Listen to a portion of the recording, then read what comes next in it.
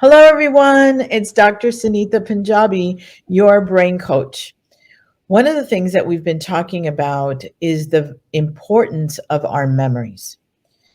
Our memories are dictating to us the behaviors that are available to us right now. Let me explain that. In fact, what I'll do is I'll stand. Hold on.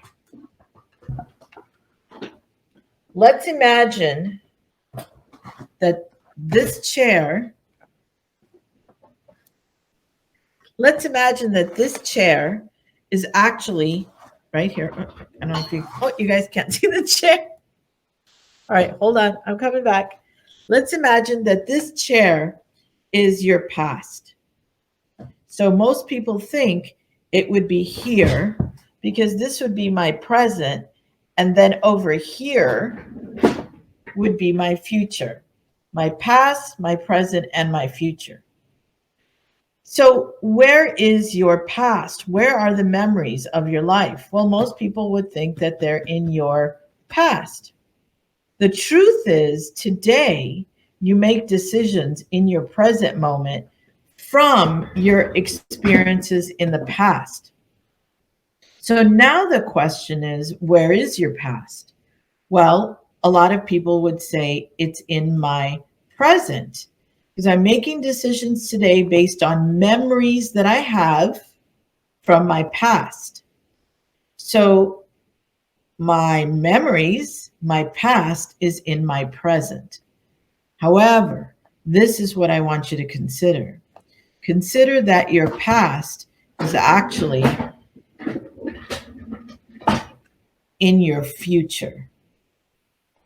Today, you are making decisions from your past, and that throws your past into your future. So, I'll sit back down. We keep getting what we've always gotten because we're making decisions from ideas and conclusions that we've formed from our past.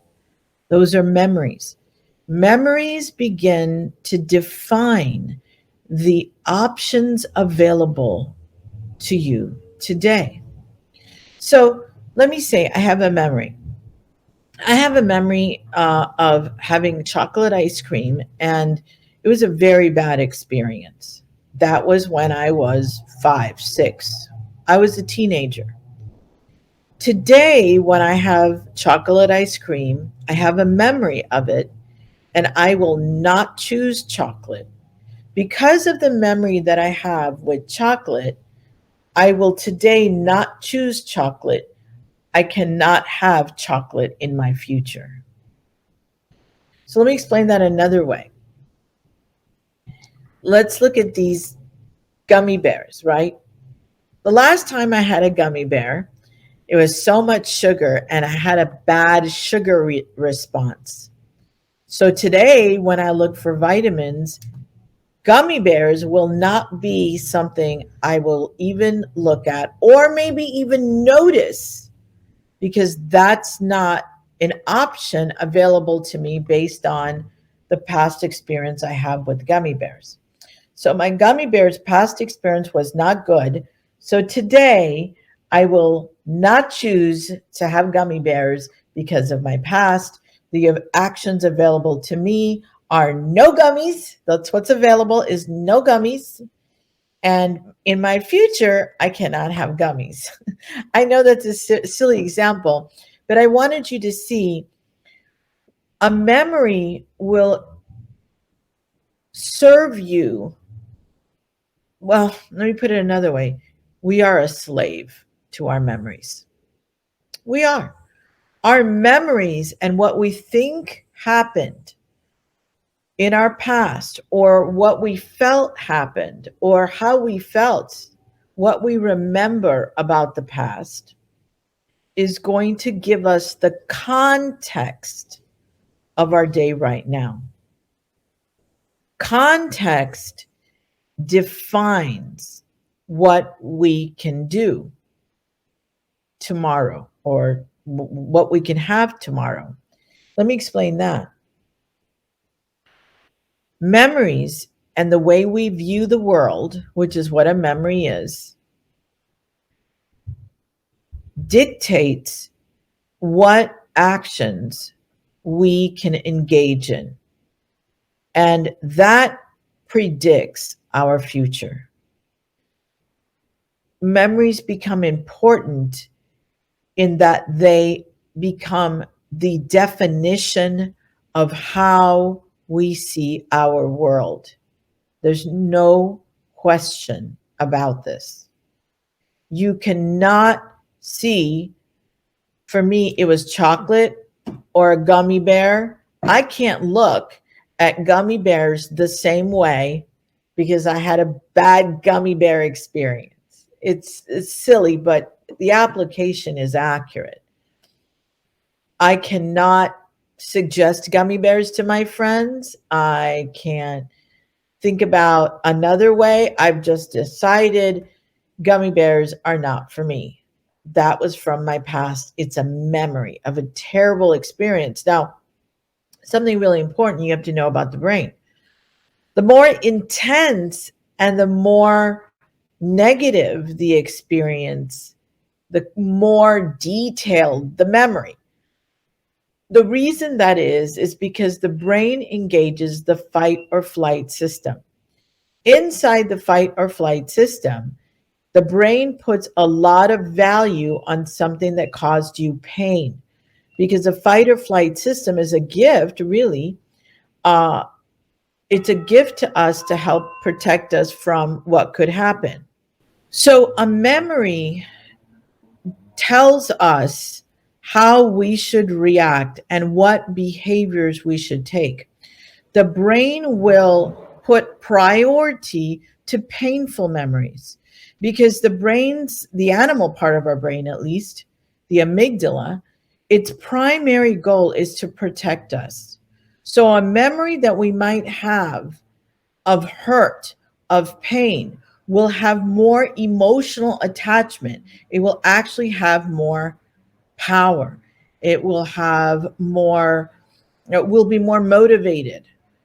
Fear, emotions of lack, emotions of embarrassment, threats to our safety are very relevant memories. They'll be right at the surface of awareness. Good memories, unfortunately, don't get a lot of priority unless we choose. We can choose to make our good memories the things we remember. The way that we can do that is we can take an existing memory and change the narrative of the memory. Let me explain that a little bit more. A great friend of mine, Anna Gray, simplified this for me, and I'm going to give the same example, and I want to give her credit. Every memory that you have has what she called meat and bone. Bone of a memory is the fact. The meat is the juicy part, what you made it mean. So I had an experience when I was in second grade doing homework in Buffalo, New York with my father. My father said, "You're so stupid." And I made it mean that I wasn't valuable. I made it mean that I wasn't smart. Now, let's separate the meat from the bone. The bone is my father said this. The bone is I was in Rochester, New York, in the kitchen doing my math homework. Those are the facts.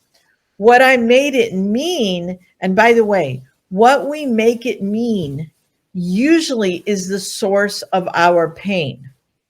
Usually, the source of your pain in a memory is because you made it mean something that was against your survival, against your happiness, against your joy, against your self-worth. We made it mean something that now has our brain on alert. If we can separate the fact, the bone from the meat, if we can separate those two, then there's new memories that can be created. And that is so important. We've been talking more and more about engaging the frontal lobe and becoming a creator of your life. We've been talking more and more about life by design. What is it to design your life? Well, one of the things is to create a new narrative of a memory. Remember, memories are meanings that you attached. It's facts and meanings that you attach to the fact. We can't change what happened, but we can change what we made it mean. And then we have a new memory. Why would you want to change a memory? A lot of memories do not empower us. They are not worthy of who you are. A lot of memories are a knee-jerk response. It's your automatic nervous system working without your permission and without your blessing, without your knowledge, without your okay. When you can stop your automatic nervous system from making a memory that can disempower you, when you can change the narrative of life as it occurs to you or as it had occurred, in other words, something 10, 15 years ago, can you scoop that up and make it mean something that empowers you today? Yes, you can. Some of this research is backed up by Dr. Viktor Frankl's work with the Holocaust survivors. What he found was that people that survived the Holocaust attached meaning to their suffering, empowering meaning to their suffering. So if you've suffered ever and it's still hurting you, consider the meaning that you have attached to that experience.